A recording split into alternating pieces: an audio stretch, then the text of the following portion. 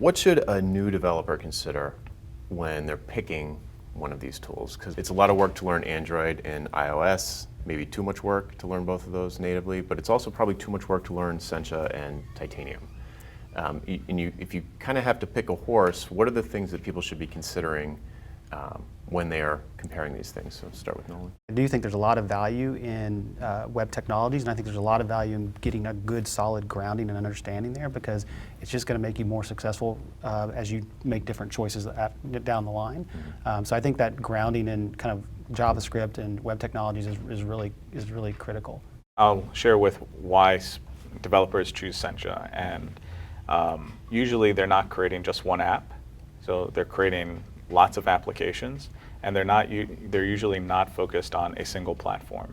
So they're focusing on how do they create this application and get it out to as many platforms as possible. And the last reason is obviously future-proofing their application. So when you choose HTML5, you can pretty much rest assured that this application is going to continue to work for the foreseeable future. For other developers, like native developers, they might be trying to create an application, a single app. They're an independent firm that is trying to build one app versus 100 apps. There's an interesting dichotomy between choosing which platform you're going to build a particular app in versus what you as a developer are going to choose for your career path. Yes.